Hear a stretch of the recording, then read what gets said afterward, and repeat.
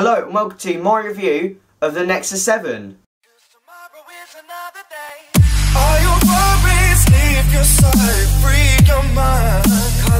Let's kick off this review by having a look around the device.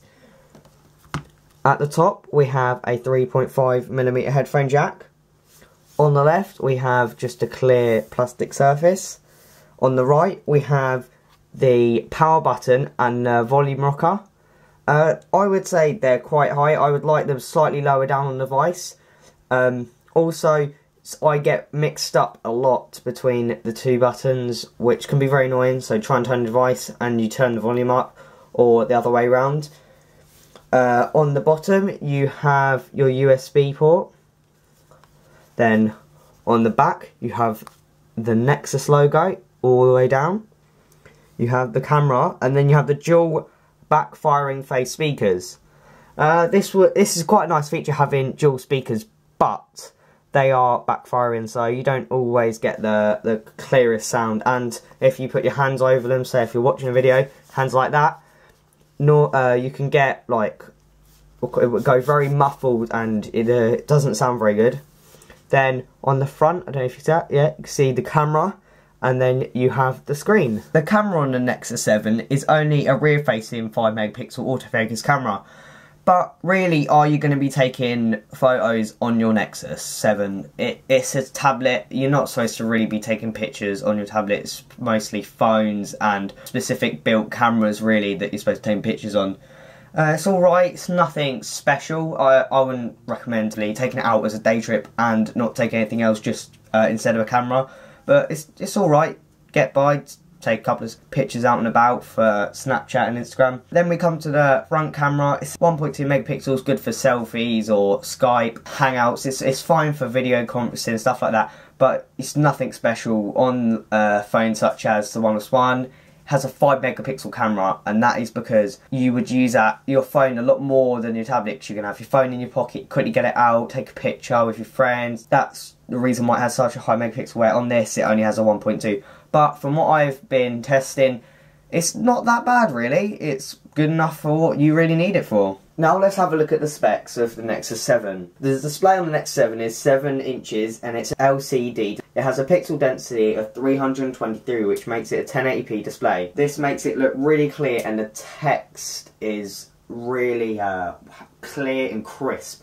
And it's quite a nice display, but it's quite washed out. There's not much colour and it's not oversaturated like some of the OLED panels. But it looks pretty crisp for an LCD display. Hardware on this is a CPU Qualcomm Snapdragon S4 Pro that is running at 1.5 GHz, a GPU Adreno 320, and has 2 gigs of DDR3 RAM. The wireless on the Nexus 7 is dual band Wi-Fi, NFC capable, which is also used for Android Beam, and it has Bluetooth 4.0. The battery on the Nexus 7 is a 3950 milliamp, which is not massive, but your device isn't massive. But the battery life is actually expected to be good. You can get 2 days of quite good battery life. If you're not on it all day, you use it just occasionally on and off screen, you can get a full 2 days out quite easily.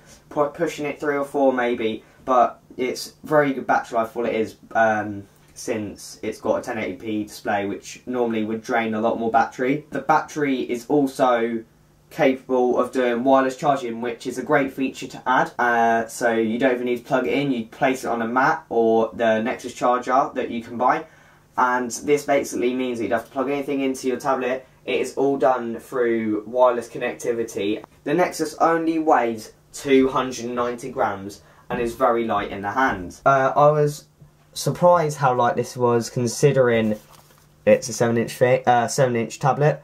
It's got quite a nice feel to it, quite heavy. Got very nice matte finished back here, and it has quite a shine texture on the Nexus branding. Then the screen's glass, so it's obviously going to be quite slippy, but you can hold it in one hand quite easily. As you can see, two-handed use for probably typing. And definitely in landscape mode, you would definitely have to use 2 hands. But apart from that, it is a very, very good tablet.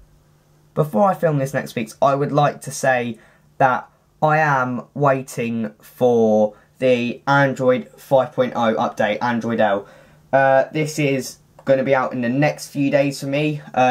Depends when you're watching this, but I am going to make a separate video on Android L and how it runs on the Nexus 7 tablet. So I'll leave a link in the description once I've made that video and add it in. But at the moment I am only running Android 4.4 KitKat, which is great, but it hasn't got all the latest features. I'm not going to talk too much about the OS on this Nexus 7 because the update which is coming out for the Nexus 7 is going to be extremely soon, and as I said, I'm going to make a separate video about it. But I'm going to just show you the performance really and how smooth it is. It's running Project Butter, obviously. It is really smooth. I can't really describe really how this device is in daily use. It's very slick, let's put it like that. Nothing really, you don't find any stutter, which is great for this device because it's quite cheap and it's got a great processor. It's a great device running stock Android, so really what more could you want? I'm going to quickly show you that I am running Android 4.4 KitKat, or 4.4 KitKat, latest version of KitKat before Android Lollipop. But apart from that, it's really smooth and slick device to use and a very pleasant user experience because it's that slick. For the Nexus 7 16GB model, it's only £150. For the 32GB model, it only costs £200, which is pretty good considering it's only £50 difference between the 16GB and the 32.